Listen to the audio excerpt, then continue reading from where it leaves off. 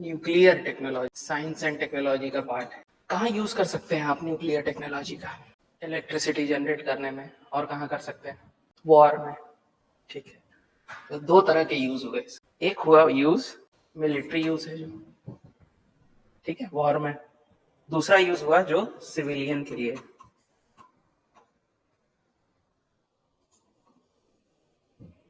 ठीक है, अब सिविलियन के लिए यूज में भी दो तरह के यूज हैं।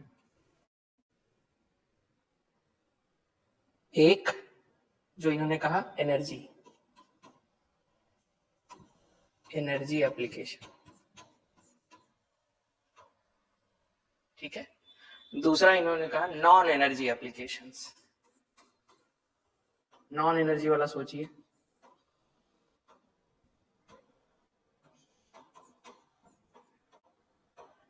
सिविलियन यूज है, नॉन एनर्जी है। एक तो आप एनर्जी जान ही रहे हैं कि हम एनर्जी जनरेट करते हैं न्यूक्लियर टेक्नोलॉजी से। दूसरा हम मिलिट्री यूज कर रहे हैं। मिलिट्री यूज में क्या क्या कर रहे हैं?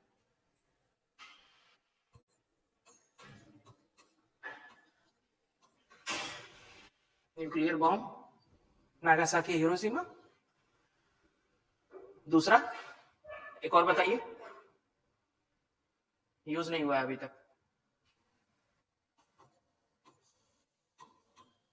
हाइड्रोजन बॉम्ब सुना आपने? न्यूक्लियर वाले से भी खतरनाक है,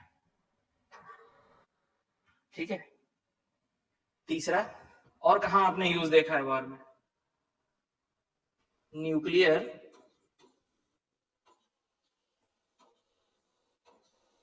सबमरीन देखे आपने? सुना है न्यूज़पेपर?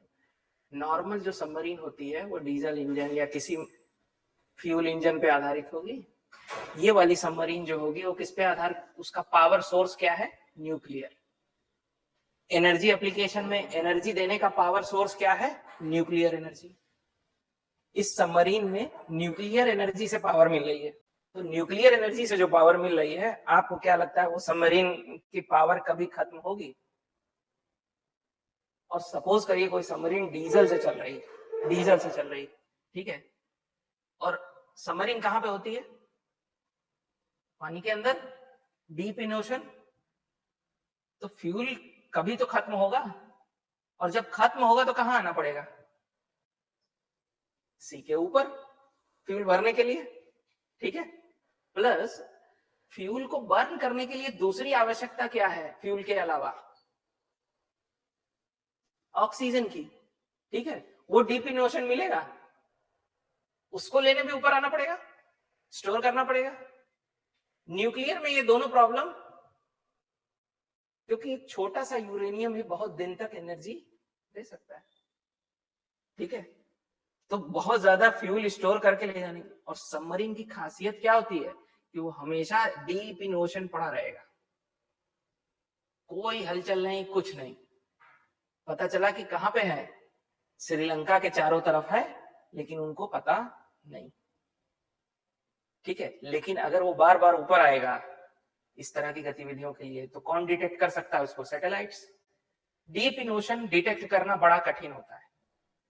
वो टेक्नोलॉजी अभी नहीं आई है कि वो डीप, बहुत ज्यादा गहरे पानी में आपकी सबमरीन को डिटेक्ट कर सके, ठीक है। तो अब सपोज करिए कि आपके पास न्यूक्लियर सबमरीन है। न्यूक्लियर सबमरीन है तो न्यूक्लियर वेपन भी कैरी कर सकता है, ठीक है। अब आपने, इंडिया ने एक ऐसी ट्रीटी साइन की है जिसमें उसने कहा कि हम पहले वार नहीं करेंगे, न्यूक्लियर अटैक हम नहीं करेंगे फर्स्ट, लेकिन हम पे होगा तो हम करेंगे। अब मान लीजिए कि चार देशों ने मिलकर ये प्लान बनाया कि 4 न्यूक्लियर बम इंडिया पे डालो और पूरा इंडिया खत्म। अब आप कहां से बम फेंकेंगे उसके ऊपर? ये तो कहीं ओशन में, रसिया के किनारे, यूएस के किनारे, मेडिटेरियन के पास, किसी ओशन में हो सकती है। आपका वेपन कैरी कर रही है, मतलब आपका लैंड डिस्ट्रॉय हो जाएगा, तब भी submarine can act as a war weapon for you, क्योंकि वो कहां लोकेटेड है किसी को नहीं पता सिवाय आपके। आइडेंटिफाई करना भी कठिन है, ठीक है। तो वॉर में 3 तरह की जंग होती है, एक लैंड से, एक वाटर से, और तीसरी एयर से। अब आपके पास ऐसे एयरक्राफ्ट भी हैं जो न्यूक्लियर वेपन को ले जाते हैं, लेकिन ऐसे एयरक्राफ्ट अभी नहीं है जो न्यूक्लियर से चले। फिलहाल ये नहीं है। सबमरीन है जो न्यूक्लियर से चलेगी, सबमरीन है जिसको न्यूक्लियर से चलती है। नाम बताइए इंडिया में की, पता है आपको? अरिहंत,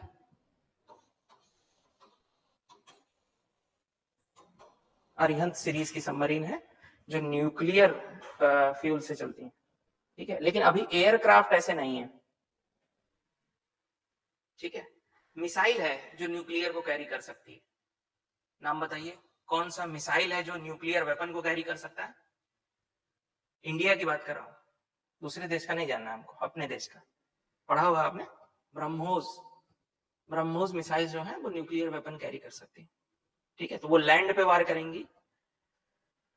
एयरक्राफ्ट कैरियर है आपके पास बहुत सारे जो न्यूक्लियर वेपन को कैरी करते हैं। सबमरीन है, हाइड्रोजन बॉम्ब है। न्यूक्लियर बॉम्ब में क्या हो रहा है, कौन सी फेनोमेना हो रही, कौन सा न्यूक्लियर रिएक्शन हो रहा है, अभी बस ऐसे बात कर रहे हैं।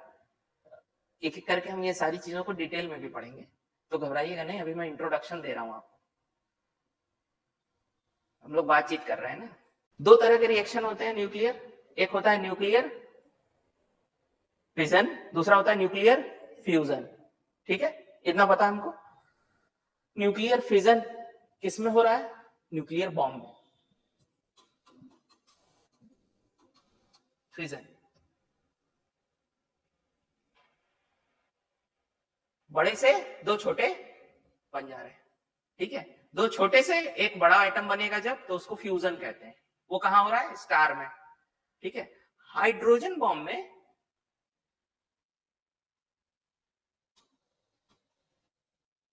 फिशन और फ्यूजन दोनों हो रहा है, इसीलिए ज्यादा खतरनाक हो जाता है, ठीक है। हाइड्रोजन बॉम्ब में फिशन और फ्यूजन दोनों हो रहा है। अभी आगे पढ़ेंगे तो समझ में आ जाएगा क्यों ऐसा, इसीलिए ज्यादा खतरनाक हो जाता है, ज्यादा एरिया डिस्ट्रॉय करेगा। तो ये तो हो गया मिलिट्री यूज, ठीक है। मिलिट्री यूज मतलब वॉरफेयर में आप यूज कर रहे हैं इसको, एज अ बॉम्ब यूज कर रहे हैं, as a fuel for submarine use कर रहे हैं, as a fuel for aircraft use कर रहे हैं, वो सब। एनर्जी एप्लीकेशन में क्या आएगा?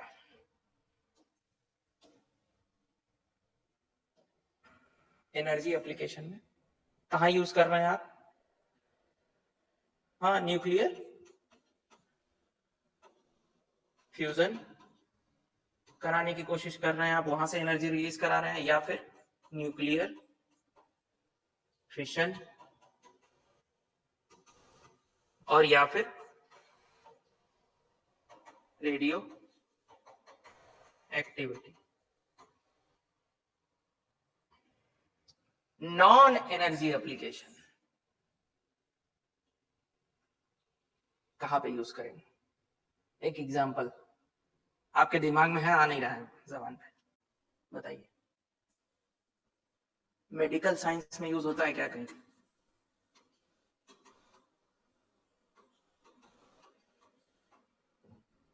कहां देखा आपने मेडिकल साइंस में?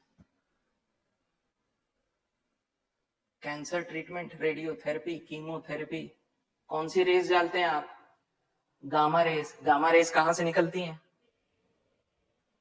न्यूक्लियर हुआ, तो मेडिकल साइंस में यूज कर रहे हैं। दूसरा, फूड एंड एग्रीकल्चर में यूज कर रहे हैं, food and agriculture. Food and agriculture में कहां यूज हो रहा है? तो जो प्रिजर्व फूड होता है उसमें हम उसको प्रिजर्व रखने के लिए, फूड कैसे खराब होगा? बैक्टीरिया, फंगस, इसी से फूड खराब होता है धीरे धीरे। तो उससे प्रिजर्व करने के लिए हम क्या करते हैं? जो फूड पैक्ड आते हैं 10-10 दिन तक चलते हैं, उसमें प्रिजर्वेटिव केमिकल्स डालते हैं, ठीक है। वो केमिकल उसमें डिजोल्व हो जाता है। तो आप जब उस फूड को खाते हैं तो आप साथ में क्या खा रहे हैं? केमिकल भी, ठीक है। अगर उस पैक्ड फूड में गामा रेज डाल दिए जाए, तो वो आपके बॉडी के सेल को मार सकता है तो बैक्टीरिया को भी मार सकता है, ठीक है, वो सबको डिस्ट्रॉय कर देगा। जब एक भी बैक्टीरिया उसके अंदर नहीं रहेगा तो मल्टीप्लाई कैसे होगा, रिजर्व करेगा, ठीक है।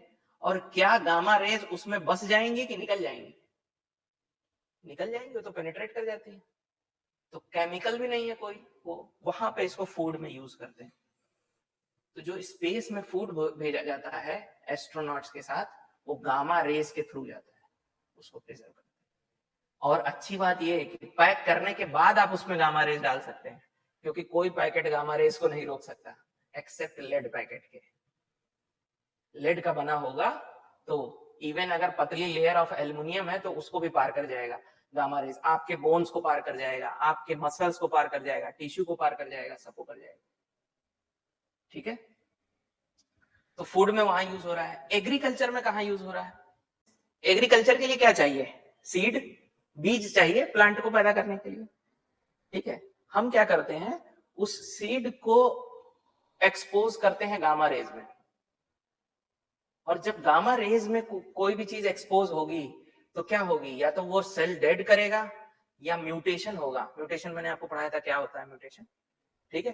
म्यूटेशन मतलब जेनेटिक चेंजेस आएंगे, ठीक है। वो आपके लिए बेनिफिशियल भी हो सकते हैं, नॉन बेनिफिशियल भी हो सकते हैं, अच्छा भी हो सकता है, बुरा भी हो सकता है। हिट एंड ट्रायल मेथड है, कर करके देखना। तो एनिमल पे करेंगे तो मान लीजिए कि चूहे पे किया और बना दिया क्या, मॉन्स्टर, ठीक है। तो हमारा ही तीर उल्टा हम पे बैक फायर कर सकता है। प्लांट के तो पैर होते नहीं, उस पे कर सकते हैं। तो हम सीड को एक्सपोज करते हैं गामा रेज में, उसमें जेनेटिक म्यूटेशन कराते हैं, फिर चेक करते हैं वो हमारे लिए अगर बेनिफिशियल है तो उस म्यूटेशन को आगे कंटिन्यू करते हैं, नहीं तो वहीं पे रोक देते हैं, दूसरे के बारे में सोचते हैं। हर बार हर सीड पे करने पे अलग अलग चेंजेस आते हैं, कौन सा जीन कब ट्रिगर हो रहा है ये हमको नहीं पता। तो जीन म्यूटेशन, वो जो जीन एडिटिंग थी ये उससे अलग है। जीन एडिटिंग में हमको पता होता है कि हमको क्या निकालना है, क्या जोड़ना है, ठीक है। जीएम क्रॉप्स पढ़ा था हमने, जीएम मस्टर्ड, तो हमको पता था हमको किस लिए इसमें क्या करना है। यहां हमें कुछ पता नहीं है, हम कर रहे हैं, देखा जाएगा, अच्छा रिजल्ट मिला तो ठीक, नहीं मिला तो ना ठीक, उसको कहते हैं म्यूटाजेनिक क्रॉप्स।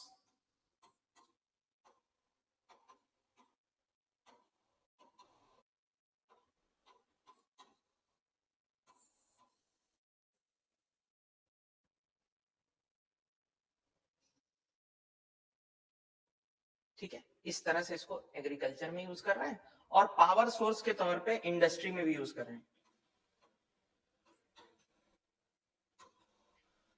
इतने टाइप के यूजेस न्यूक्लियर के अभी नोन है। इन सबको डिटेल में हम लोग देखेंगे आगे चल के, अभी आप नाम से वाकिफ हो जाइए। स्ट्रक्चर ऑफ एटम, फिजिक्स में पढ़े थे हम लोग, यहीं से इसका बेसिक सब शुरू हो रहा है। सारिक, खेल किसका है? अब मुझे ये बताइए सिंपल सा एक क्वेश्चन, कोई भी एटम है उसमें क्या क्या है? उसमें न्यूक्लियस है और उसके अराउंड क्या है?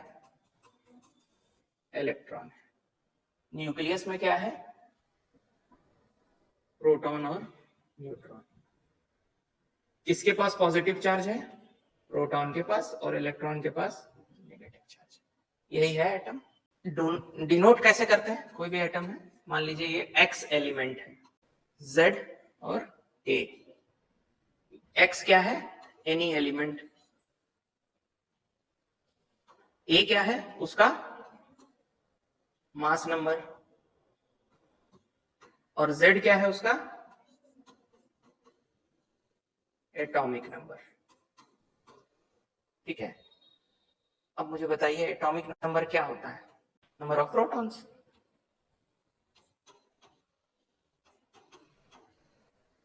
मास नंबर क्या होता है?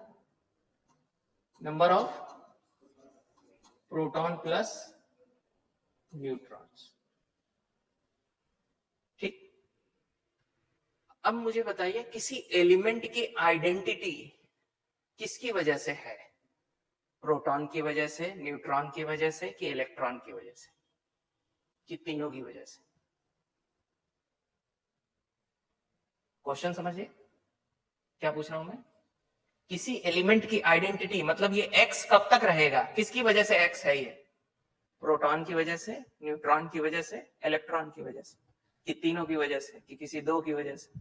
चेक करके देख लेते हैं ना।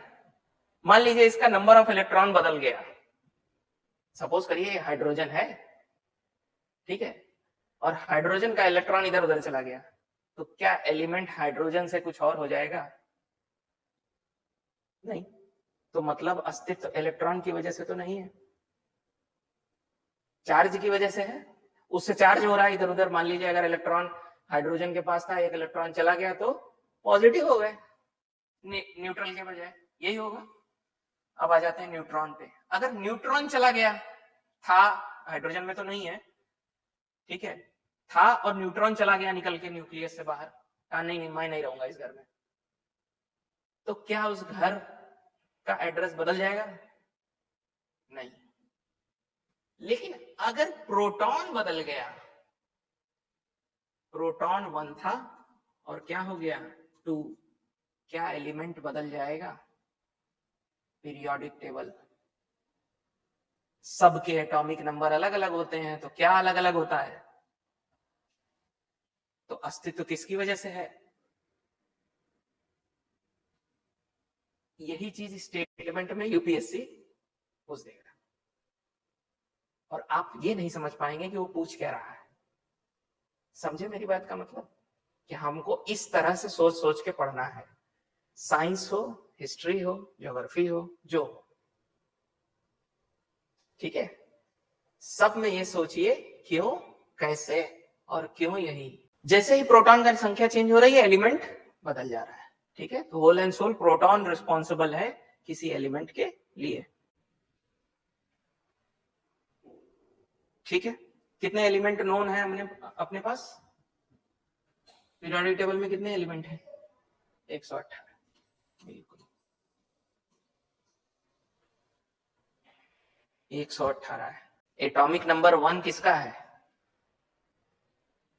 1 किसका है? हाइड्रोजन का। 92 किसका है? 92 किसका है? यूरेनियम का। अब आपको बताएं, 92 के बाद पीरियोडिक टेबल में जितना भी एलिमेंट है वो नेचुरल नहीं है, आर्टिफिशियल है। नेचुरली आपको अर्थ क्रस्ट से नहीं मिलेगा। तो 92 3 से लेके 118 तक कौन से हैं? आर्टिफिशियल एलिमेंट्स, जिनको हम बनाते हैं, ठीक है। जैसे प्लूटोनियम 94, एक बार देख लेते हैं पीरियोडिक टेबल, याद नहीं आपको? यूरेनियम 92, ठीक है। उसके बाद नेपट्यूनियम, फिर प्लूटोनियम। यूरेनियम से ही प्लूटोनियम बनता है, यूरेनियम से ही नेपट्यूनियम बनता है।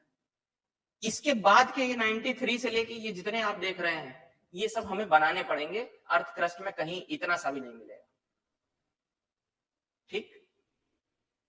इतने एलिमेंट्स हैं। अब देखिए आइसोटोप बताया था मैंने, क्या होता है आइसोटोप? हाइड्रोजन ही है, सेम एलिमेंट, उसका एटॉमिक नंबर सेम, लेकिन एटॉमिक मास अलग अलग। तो इस वाले हाइड्रोजन में कितने प्रोटॉन होंगे, कितने न्यूट्रॉन होंगे? अभी तो एक एक आ रहा है, ठीक है। इसमें क्या होगा? प्रोटॉन एक, इसमें भी प्रोटॉन एक, सब में प्रोटॉन की संख्या सेम है, क्योंकि प्रोटॉन जैसे ही बदलेगा एलिमेंट ही बदल जाएगा, हाइड्रोजन थोड़ी ना रहेगा, 2 हो जाएगा, हीलियम हो जाएगा, ठीक है। न्यूट्रॉन यहां क्या है? तभी तो मास नंबर अलग अलग आ रहा है, ठीक है। इसको बोलते हैं क्या? प्रोटियम या हाइड्रोजन, ठीक है। इसको बोलते हैं क्या? ड्यूटेरियम। और इसको क्या बोलते हैं? Tritium.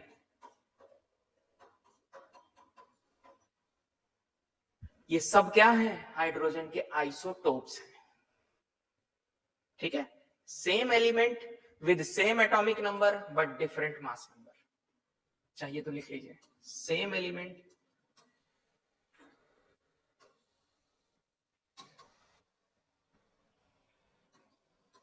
with same atomic number but different mass number। H2O form करता है ये D2O करता है, ये T2O करता है, right. Normal water, heavy water, hard water, ये दोनों केमिकली ऐसे वाटर जैसा ही काम करते हैं, वो अलग करता है। एलिमेंट्री पार्टिकल्स, किसको आप एलिमेंट्री पार्टिकल कहेंगे? जिससे सब कुछ बना हो, फंडामेंटल पार्टिकल, ठीक है, जिससे यूनिवर्स की सारी चीजें बनी हो। अब पूरा यूनिवर्स दो तरह के पार्टिकल से बना हुआ है, एक को बोलते हैं फर्मियंस और दूसरे को बोलते हैं बोसॉन्स। फर्मियंस में दो चीजें होती हैं, एक होता है क्वार्क्स और दूसरे होते हैं लेप्टॉन्स। फर्मियंस क्या है? इसको बोला गया है मैटर पार्टिकल।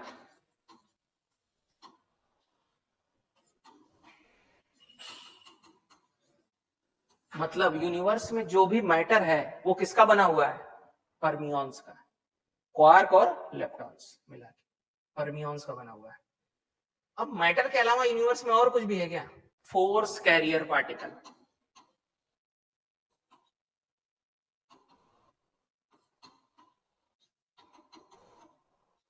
ठीक, बोसॉन्स क्या है? फोर्स कैरियर पार्टिकल, मतलब जो भी फोर्स है सबके। अब इसमें अलग अलग टाइप के होते हैं, अभी मैं आपको लिखवाता हूं। इसमें काफी कुछ आप पहले से जानते होंगे। क्वार्क्स में कितने टाइप के क्वार्क्स होते हैं? मैंने बताया था आपको 6 टाइप के। कौन कौन से? अप, डाउन और टॉप, बॉटम, बॉटम, हाँ, और कौन सा है? चार्म, चार्म और स्ट्रेंज। कम से कम आपको नाम याद होना चाहिए, अगर आप यूपीएससी देना चाह रहे हैं तो पूछ सकते हैं वो, ठीक है। मैं ये नहीं कह रहा हूं सबका पता हो कि कौन सा क्या है, कैसा होता है, एटलीस्ट नेम याद हो। उसी तरह लेप्टॉन्स किस किस तरह के होते हैं? ये भी 6 टाइप के होते हैं, ठीक है। सबसे पहला जिसको आप जानते हैं, इलेक्ट्रॉन। इलेक्ट्रॉन एक लेप्टॉन है, ठीक है। दूसरा म्यूऑन,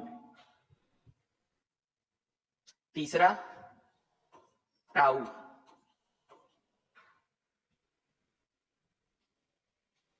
ठीक। उसके बाद आ जाता है न्यूट्रिनो, इलेक्ट्रॉन न्यूट्रिनो,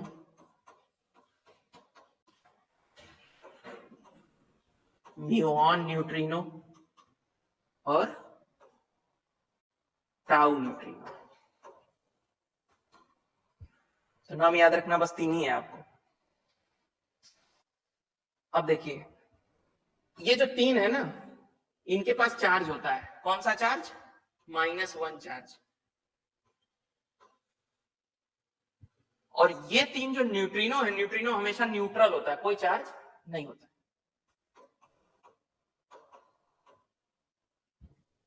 ठीक है।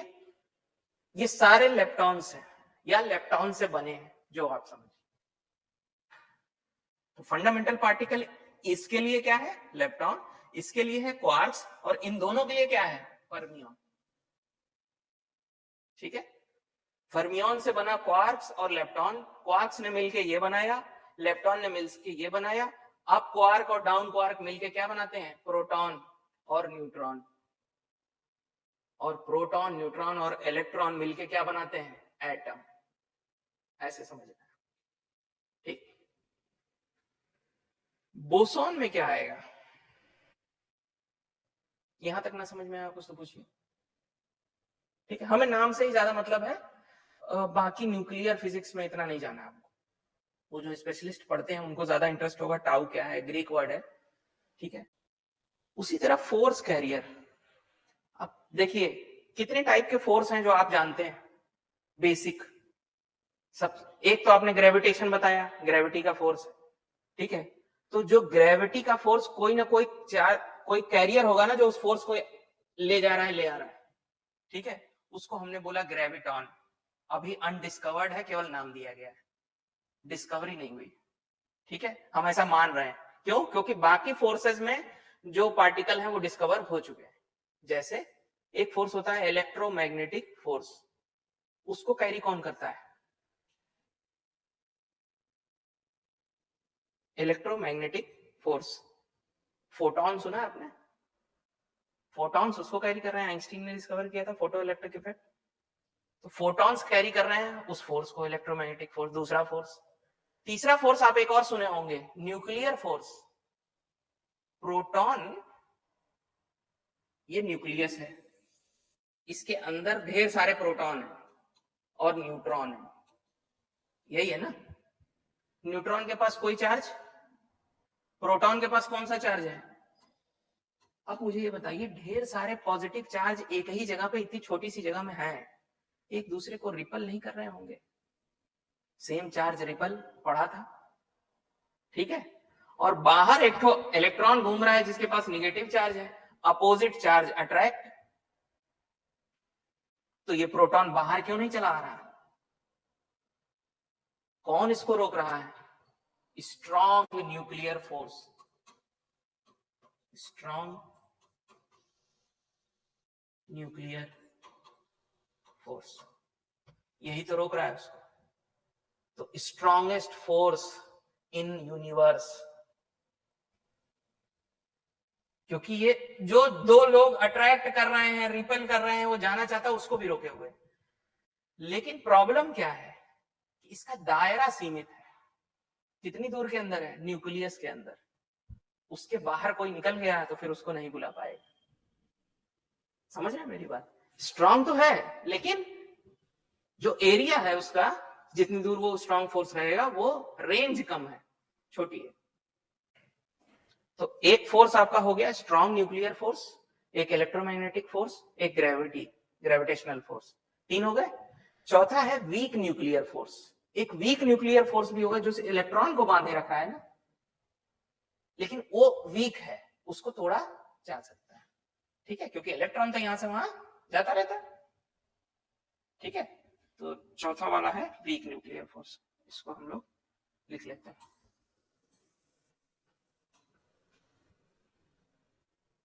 बोसॉन हो गए चार तरह के। एक हो गया जो न्यूक्लियर फोर्स को रिप्रेजेंट करता है, स्ट्रॉन्ग न्यूक्लियर फोर्स को, उसको बोलते हैं ग्लूऑन। ये स्ट्रॉन्ग न्यूक्लियर फोर्स के लिए है। उस कैरियर का नाम जो इस फोर्स को बना रहा है उसको हमने ग्लूऑन कहा। दूसरा इलेक्ट्रोमैग्नेटिक फोर्स के लिए आपको पता ही है, फोटोन।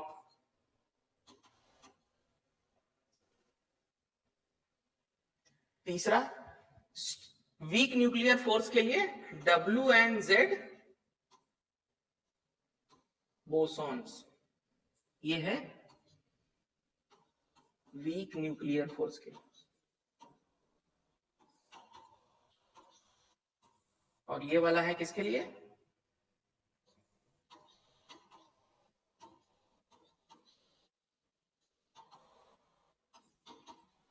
Electromagnetic force. ठीक है, उसी ऑर्डर में लिख रहा हूं मैं जिस ऑर्डर में इसका लेवल है। मतलब ये सबसे स्ट्रांग है, ये उससे कम, ये उससे कम, और सबसे कम कौन सा है? ग्रेविटॉन बोलते हैं इसको।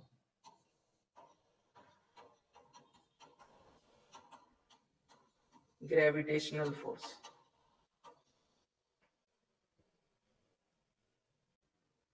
ये अभी डिस्कवर नहीं हुआ है, ये तीनों डिस्कवर हो चुके हैं। ठीक है, ग्रेविटॉन हमने अभी खोज नहीं की है, लेकिन हम ये मान रहे हैं कि जब हर तरह के फोर्स को कोई ना कोई कैरियर कर रहा है तो इसको भी कर रहा होगा, उसका नामकरण कर दिया। अच्छा, पूरे यूनिवर्स में जो चार्ज, जिसके पास भी चार्ज है, चार्ज पार्टिकल जो है, ठीक है, उन सब के पास चार्ज होल नंबर में है एक्सेप्ट क्वार्क्स। इसी को क्वेश्चन बना के पूछ देगा। क्वार्क्स का याद करिए, अब क्वार्क के पास कितना चार्ज था, +2/3, मतलब फ्रैक्शन में है। डाउन के पास क्या था, -1/3, ठीक है।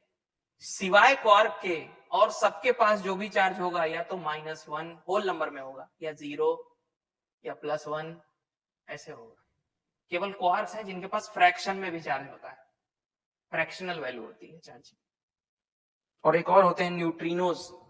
न्यूट्रिनोज, इन पे कोई फोर्स नहीं एक्ट करता, क्योंकि ये माना जाता है कि न्यूट्रिनोज का मास जो है वो क्या है। शुरुआत में तो ये कंफर्म था कि इसका मास 0 है, लेकिन अब इसका कहा गया है कि मास है लेकिन निग्लिजिबल, ऑलमोस्ट 0 है, कोई मास ही नहीं है। तो फोर्स, अगर m की वैल्यू 0 हो जाएगी तो force 0। F is equal to ma पढ़ा था हमने, मास इन या mg, अगर ग्रेविटी का लग रहा है तो mg, बिना मास के तो कोई फोर्स है ही नहीं, ठीक है।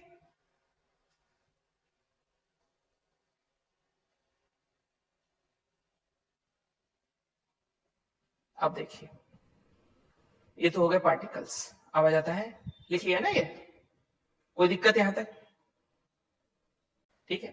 अब आता है रेडियो एक्टिविटी।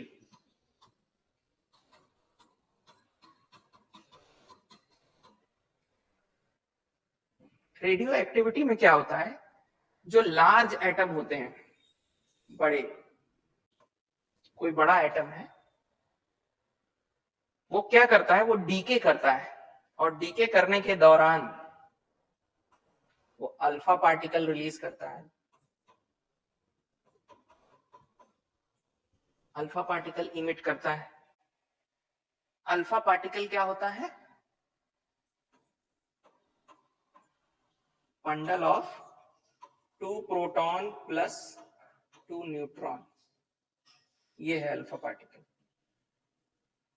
2 प्रोटॉन और 2 न्यूट्रॉन अगर किसी के पास हैं तो वो कौन सा एलिमेंट है,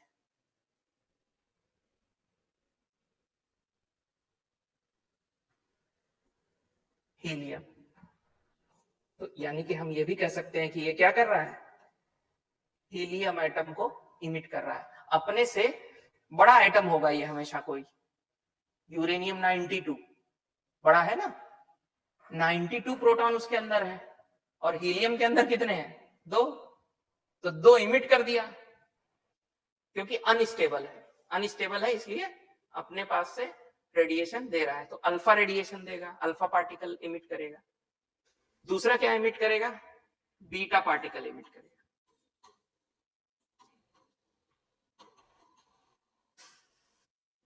बीटा पार्टिकल इमिट करेगा।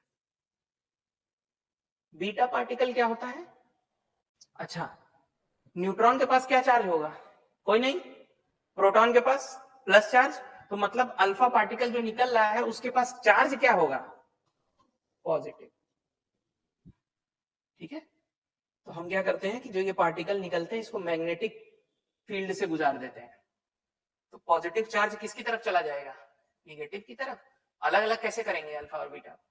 और बीटा पार्टिकल क्या है, फास्ट मूविंग इलेक्ट्रॉन है ये, फास्ट मूविंग इलेक्ट्रॉन।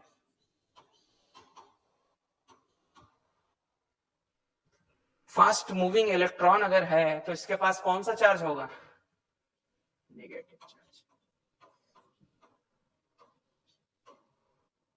एटम के अंदर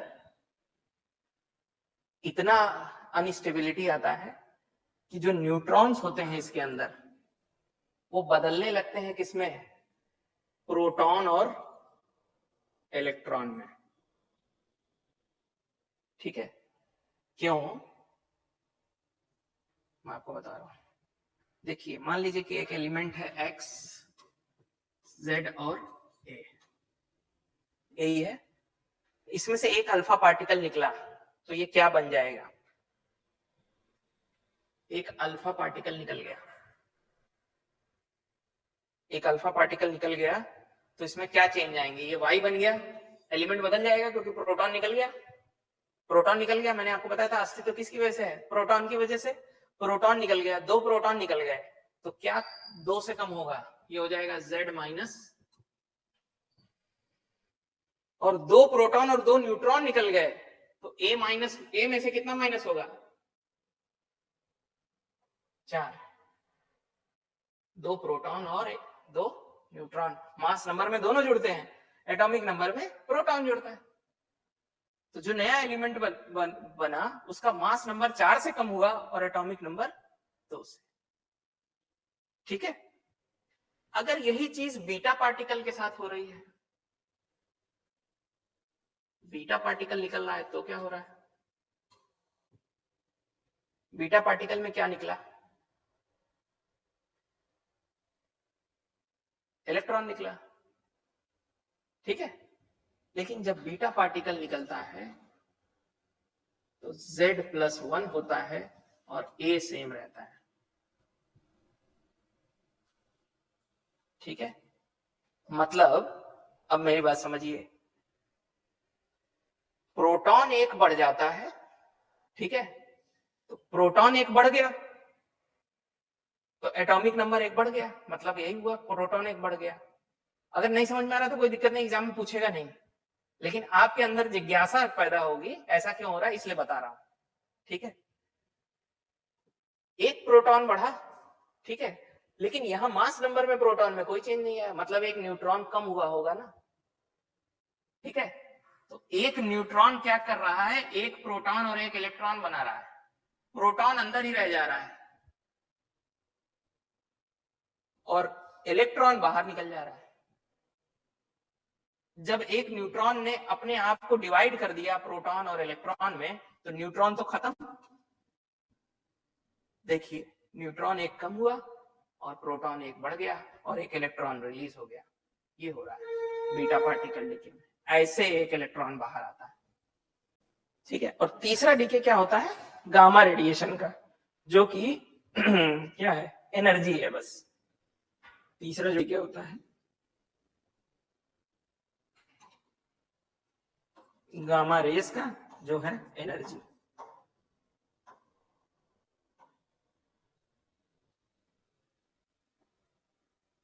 तो गामा रेस के निकलने से एलिमेंट में कोई बदलाव नहीं होता है क्योंकि वो रेज हैं।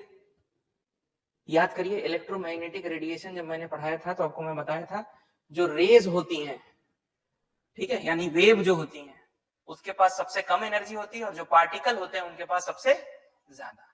तो एनर्जी इनके पास ज्यादा होगी और रेस के पास नाम मात्र की होगी, नाम मात्र का मास होगा, कोई बदलाव नहीं कर पाएगा, लेकिन पेनिट्रेट कर सकता है। एक चीज और छोटी सी बता देता हूं, इलेक्ट्रॉन प्रोटॉन न्यूट्रॉन में, ठीक है, किसका मास सबसे ज्यादा होता है, न्यूट्रॉन का। ठीक है, कंपैरेटिवली प्रोटॉन। सबसे कम किसका होता है, इलेक्ट्रॉन का। मतलब ज्यादा वाला एक थोड़ा कम उससे और एक बहुत कम में डिवाइड हो सकता है, हो रहा है। कम वाला थोड़ी ना डिवाइड हो सकता है, एक बड़े में और एक छोटे में, ऑलरेडी सबसे कम है। ठीक है,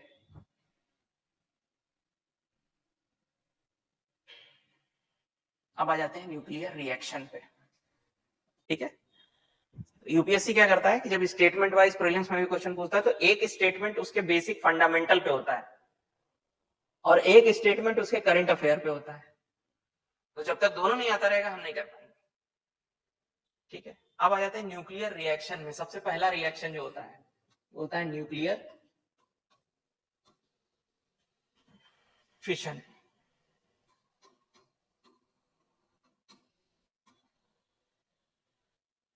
क्या हो रहा है इसमें, न्यूक्लियर फिशन में?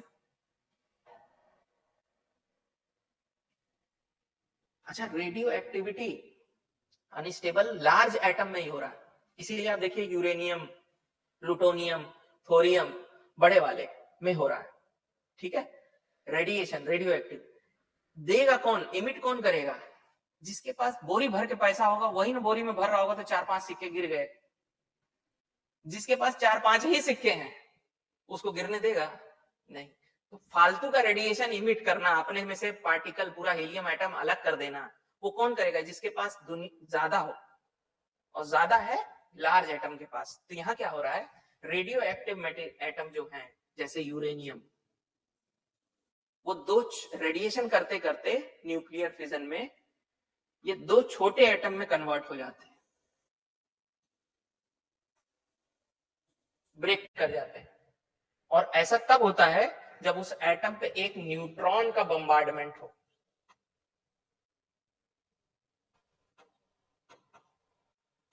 मतलब एक न्यूट्रॉन, अगर यूरेनियम क्या है 92 और 235, 235 यूरेनियम एटम पे, यानी कि लार्ज एटम,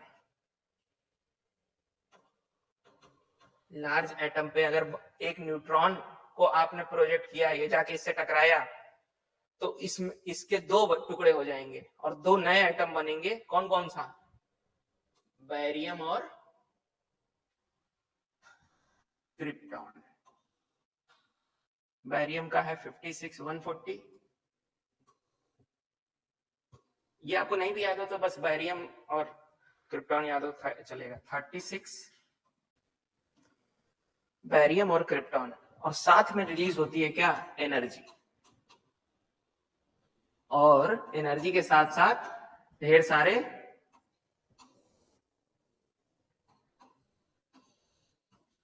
न्यूट्रॉन्स। तो मतलब एक बार टकराएगा न्यूट्रॉन तो क्या बनेगा, ये दोनों ब्रेक करेंगे, और ये एक एटम के साथ हो रहा है, एक की बात हो रही है, एक एटम की, ठीक है। अगर आप इतना यूरेनियम लेते हैं तो उसमें बहुत सारे एटम होंगे। अब ये जो न्यूट्रॉन खाली है ये जाके दूसरे यूरेनियम एटम से टकरा जाएगा, ठीक है, क्योंकि एनर्जी रिलीज हुई, दो बैरियम और क्रिप्टॉन बने, और साथ में ढेर सारे न्यूट्रॉन भी रिलीज हुए।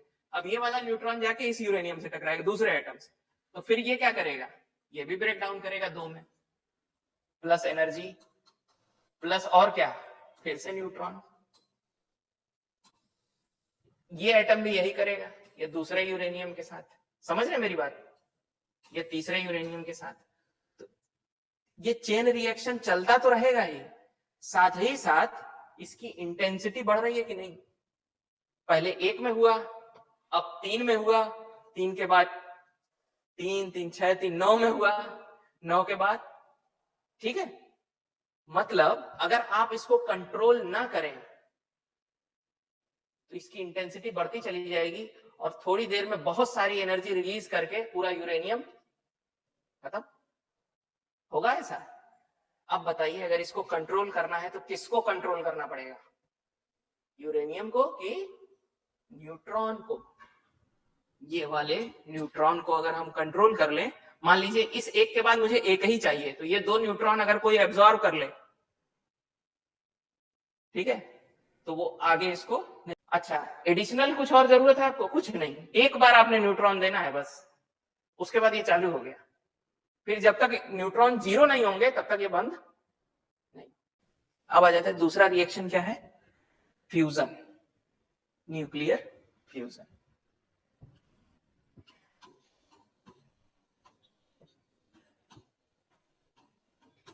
फ्यूजन, इसमें क्या हो रहा है, इसमें रेडियो एक्टिव मटेरियल की जरूरत नहीं है, इसमें कोई भी दो छोटे एटम, स्मॉल एटम एक दूसरे के साथ जुड़ रहे हैं और एक बड़ा बना रहे हैं।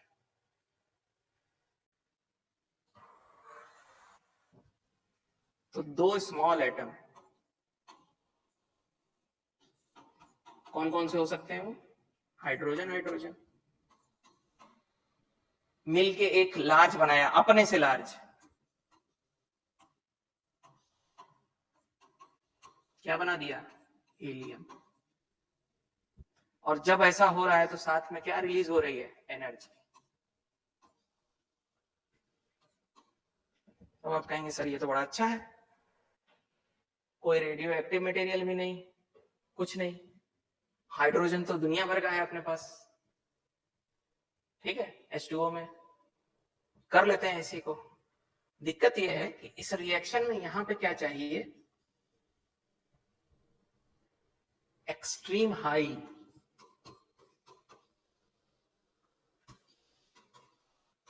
Temperature and pressure.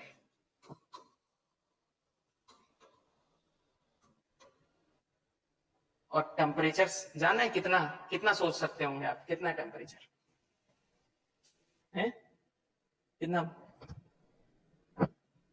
कितना टेम्परेचर होगा, सोचिए, कोई वैल्यू एक सोचिए कि कितना टेम्परेचर चाहिए हमें, कितना डिग्री सेल्सियस, 5000, 10,000, 1,00,000, कुछ तो होगा भाई, करीब 10 मिलियन डिग्री सेल्सियस। किसी दो को अलग करना आसान है कि जोड़ना, अलग करना आसान होता है हमेशा।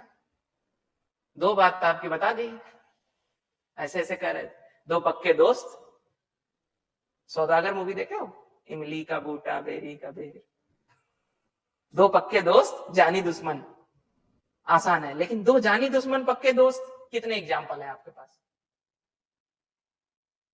नहीं, ठीक है, तो कठिन है, इसीलिए ज्यादा एनर्जी और प्रेशर की जरूरत पड़ रही है, ज्यादा एफर्ट्स लगाने पड़ेंगे आपको इन दोनों को जोड़ने के लिए, और जब आप ऐसा करेंगे तो एनर्जी रिलीज होगी, ठीक है, लेकिन ये भी फिर चेन रिएक्शन बन जाता है, क्यों, क्योंकि जो ये एनर्जी शुरुआत में आपको ऐसा करना पड़ेगा, ये बात समझिए, ये टेम्परेचर 10 बिलियन डिग्री सेल्सियस लाने के लिए आपको एक्सटर्नल एफर्ट्स करने पड़ेंगे, तभी तो इस रिएक्शन से तो एनर्जी मिलेगी, अभी हुआ ही नहीं, लेकिन जब ये होने लगेगा और 5-10 हाइड्रोजन मिल मिल के अपना हीलियम बनाने लगेंगे तो ये एनर्जी रिलीज करेंगे, जो ये एनर्जी रिलीज करेंगे वो इस टेम्परेचर को मेंटेन करने में काम आएगी, यही तो स्टार में हो रहा है, एक बार शुरू हो गया तो ये एनर्जी जो रिलीज हो रही है ये इस टेम्परेचर को मेंटेन कर रही है, इसलिए ये चलता चला जा रहा है। अब जब तक हाइड्रोजन नहीं खत्म होगा तब तक ये नहीं रुकेगा, हाइड्रोजन खत्म हो जाएगा रुक जाएगा।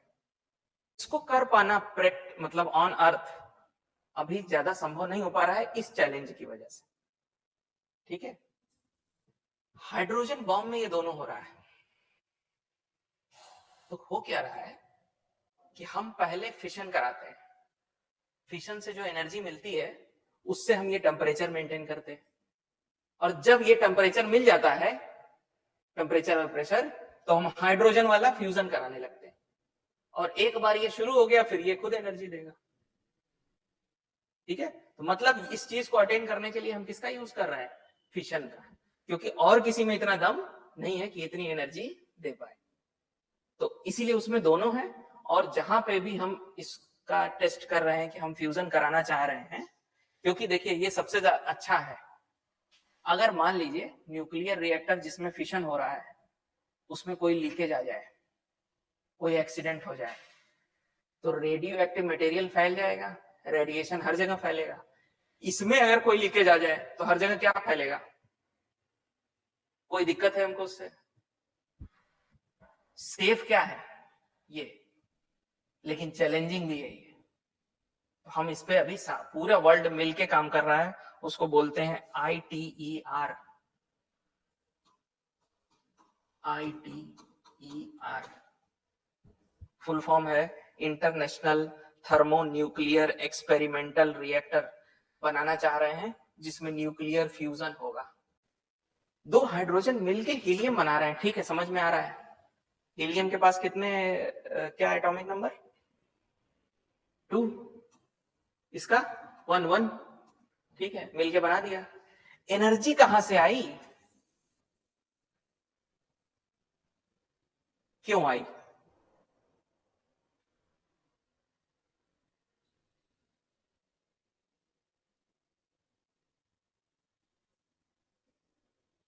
कोई एक वो बताइए कैसे एनर्जी आ रही, एक फॉर्मूला आइंस्टीन ने जो दिया, एनर्जी कैन बी कन्वर्टेड इसी से आ रहा होगा। हो क्या रहा है, हाइड्रोजन हाइड्रोजन में पूरा हाइड्रोजन हाइड्रोजन मिलके हीलियम नहीं बना रहा है, एक छोटा अमाउंट ऑफ मास क्या कर रहा है, एनर्जी बना रहा है। अब देखिए सी क्या है यहाँ पे, स्पीड ऑफ लाइट। क्या होती है speed of light, value 3 into 10 की पावर 8, 8 की 9, 8 होता है। ठीक है, ये वैल्यू है। अगर मान लीजिए ये मास रहा कितना, 0.0001, इतना बड़ा मास है और इसका स्क्वायर है ये। अब देखिए कितनी, इतने से मास से कितनी एनर्जी बन सकती है, करिए। ये आ जाएगा 9 इंटू 10 की पावर 16, 1 2 3 4, 16 में से 4 गया 12। इतनी एनर्जी दे रहा है वो, थोड़ा सा मास। तो हल्का सा एक मास मतलब एक न्यूट्रॉन, रह जा रहा है, जो क्या किसमें योगदान कर रहा है, वो एनर्जी कन्वर्ट कर रहा है और बाकी सब मिलके क्या बना रहे हैं। ठीक है, और ये हमें पता चलता है आइंस्टीन के E = mc² के। ठीक है, पहला है थोरियम,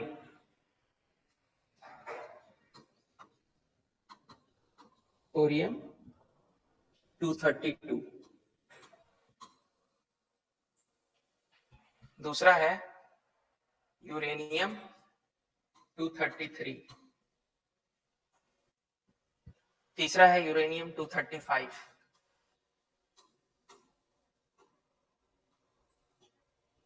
फिर है यूरेनियम 238 और उसके बाद है लास्ट प्लूटोनियम 239।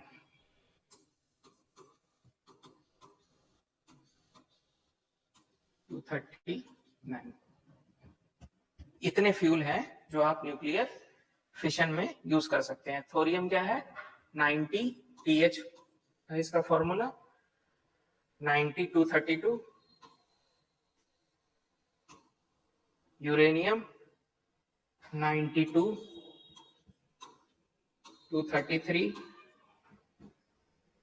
92 235 आइसोटोप है ये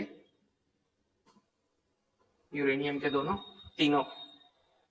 यूरेनियम 92 238 और प्लूटोनियम का क्या है 94 239,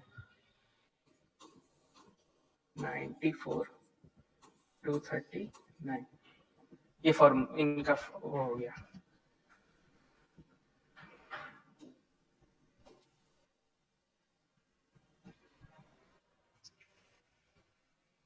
अब देखिए ये नेचुरली ऑकरिंग है,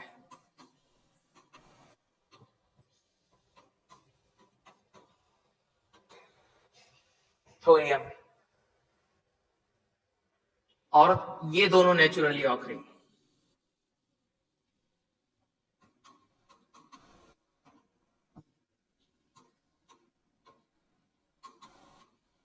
यूरेनियम 235 और 238 नेचुरली ऑकरिंग, मतलब जो अर्थ से मिल जाए आपको इसी फॉर्म में। ठीक है, ये आर्टिफिशियल है, बनाना पड़ेगा, और ये भी आर्टिफिशियल है।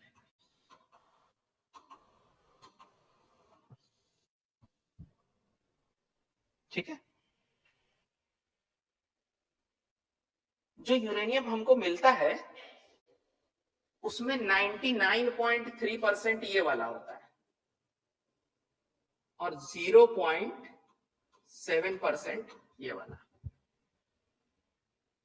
हमें यूरेनियम मिलता है सीधे, आइसोटोप अलग अलग हम करते हैं तो उसमें हमको 235.7% मिलता है और 99.3% जो यूरेनियम हमने कलेक्ट किया वो 238 वाला होगा। ठीक है, अब देखिए समझने वाली बात, ये वाला जो है इसको बोलते हैं फिसाइल मटेरियल।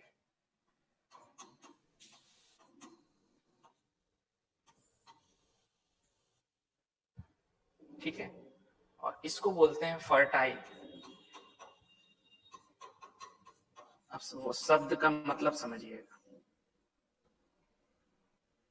फिसाइल उसको कहते हैं, फिसाइल का मतलब जो सीधा सीधा तुरंत इस्तेमाल हो जाए, किसमें? फिशन में, ठीक है। और फर्टाइल का मतलब कि जिसको बदलना पड़ेगा इस्तेमाल करने के लिए।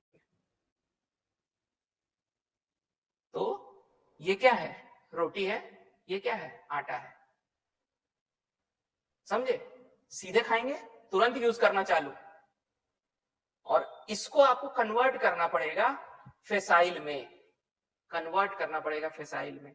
तो कन्वर्ट जब आप करेंगे इसको, यूरेनियम 238 को, तो वो किस में कन्वर्ट होगा? ठीक है, और ये होता है फेसाइल। अब बना आर्टिफिशियल, ये फेसाइल है। तो देखा आपने, यूरेनियम 238 से क्या बनाया? प्लूटोनियम 239, और वो फेसाइल होता है, फिर आप उसको इस्तेमाल कर पाएंगे, और इसको सीधे सीधे इस्तेमाल करेंगे। समझे मेरी बात? फेसाइल में लिखिए which can undergo nuclear, which can undergo nuclear fission directly, सीधे सीधे। अब सवाल ये उठता है कि फर्टाइल मटेरियल को फेसाइल कैसे बनाया जाएगा? ठीक है, तो इसमें लिखिएगा, मैं बोल दूं, लिख लेंगे या लिख दूं? छोटा कर दे।